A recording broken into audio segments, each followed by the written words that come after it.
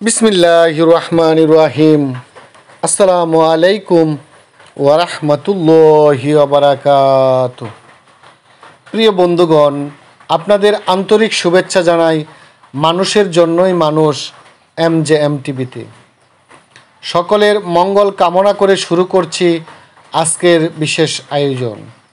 আপনাদের জন্য আজকে যে বিষয় থাকছে, শিয়া গ্রুপের একটি দল হলো হাজিবিয়া, এর পরিচয় ও দলিল পরিবেশনা করছি আমি মোহাম্মদ আসাদুল্লাহ ফকির। প্রিয় বন্ধুগণ, আজকে আপনাদের জন্যে যে হাজিবিয়া দলটি নিয়ে আসলাম, সেটি শিয়া গ্রুপের একটি দল। এ দলের আকিদা, বিশ্বাস, উৎপত্তি এবং আহলুস সুন্নাহ ওয়াল জামা এর ইমামগণের মতামত আপনাদের সামনে তুলে ধরব। প্রিয় বন্ধুগণ, প্রথমে থাকছে এর উৎপত্তি ও ঐতিহাসিক প্রেক্ষাপট।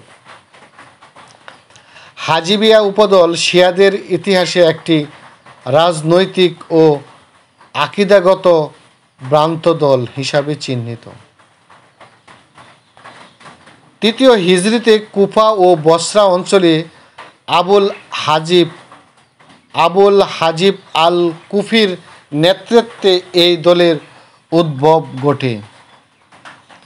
রাজনৈতিক অস্থিরতা ও ইমামতের ভুল ধারণা থেকে তারা মূল শিয়াদের থেকে আলাদা হয়ে যায়। ইমাম শাহরাস্তানি তার আল মিলাল ওয়াল নিহাল এই দলের বিভ্রান্তি বিশদভাবে বর্ণনা করেছেন, যা আপনাদের সামনে উপস্থাপন করব। ইমামত বিষয়ে ভুল ধারণা। হাজিবিয়ারা ইমামকে শুধু রাজনৈতিক নেতৃত্বে সীমাবদ্ধ করেছিল, অথচ আহলুস সুন্নাহর ইমামরা বলেন ইমামত হলো দ্বীনের নেতৃত্বের অংশ, কিন্তু নবুয়তের বিকল্প নয়। ইমাম আবু মনসুর আল মাতুরিদি রহমতুল্লাহ আলাই ওনার কিতাব আর তাওহিদে বলেন, ইমামত হলো দ্বীনের সুরক্ষার জন্য, এটি নবুয়তের স্থান গ্রহণ করতে পারে না। যে এটিকে কেবল রাজনৈতিক মানে সীমাবদ্ধ করে, সে মূল উদ্দেশ্য অস্বীকার করে। কুরআনের ভুল ব্যাখ্যা। হাজিবিয়ারা নিজেদের রাজনৈতিক স্বার্থে কুরআনের ভুল ব্যাখ্যা করত। আল্লাহ রাব্বুল আলামিন বলেন, তোমরা কুরআনের স্পষ্ট অর্থ অনুসরণ করো এবং বিভ্রান্ত ব্যাখ্যা করো না। সূরা আল ইমরান 7 নম্বর আয়াত। ইমাম আশআরী রহমতুল্লাহ আলাই তার আল ইবানা এ বলেন, ভ্রান্ত দলগুলো কুরআনের ভুল ব্যাখ্যা দিয়ে নিজেদের মতামত প্রতিষ্ঠা করেছে। এরাই রাসূল করিম সাল্লাল্লাহু আলাইহি সাল্লাম যে সতর্ক বার্তা দিয়েছেন তার অন্তর্ভুক্ত। ইবাদতে বিকৃতি। হাজিবিয়ারা 5 ওয়াক্ত নামাজ, সিয়াম ও হজকে অবহেলা করত এবং ইমামের নির্দেশে নতুন ইবাদত পদ্ধতি চালু করত।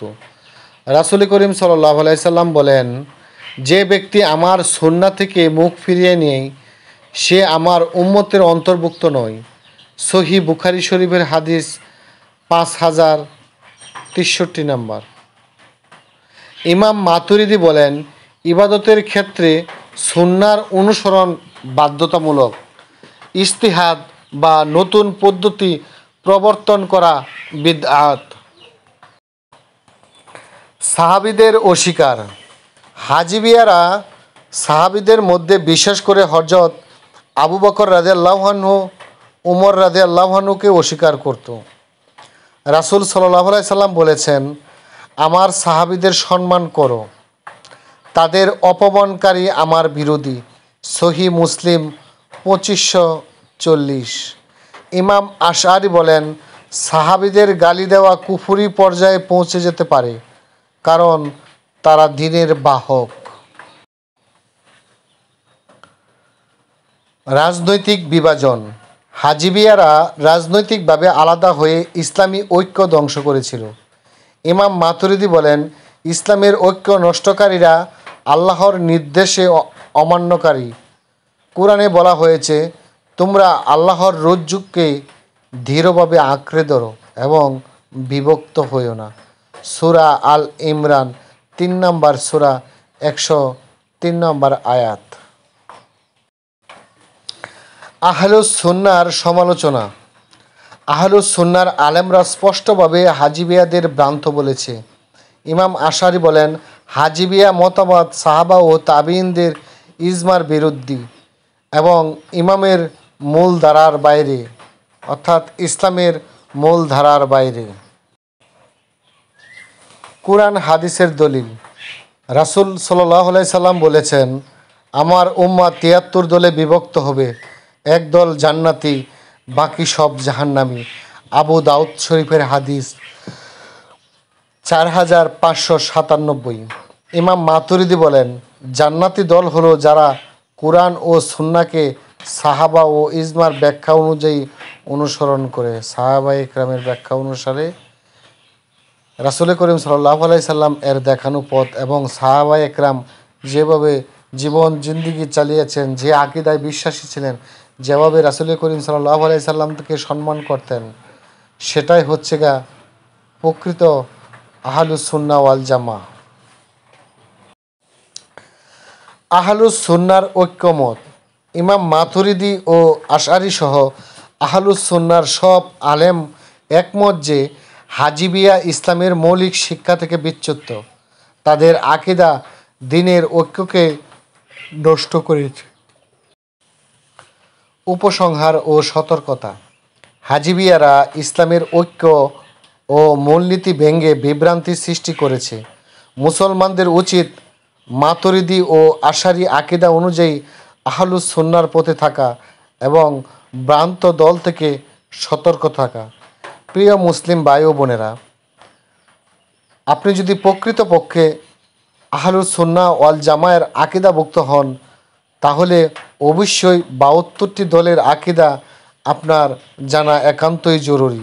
কারণ তাদের যে আকীদা, সে আকীদার সাথে আপনার আকীদা কর্মকাণ্ড, তাদের কর্মকাণ্ড অনুসারে করলে চলবে না।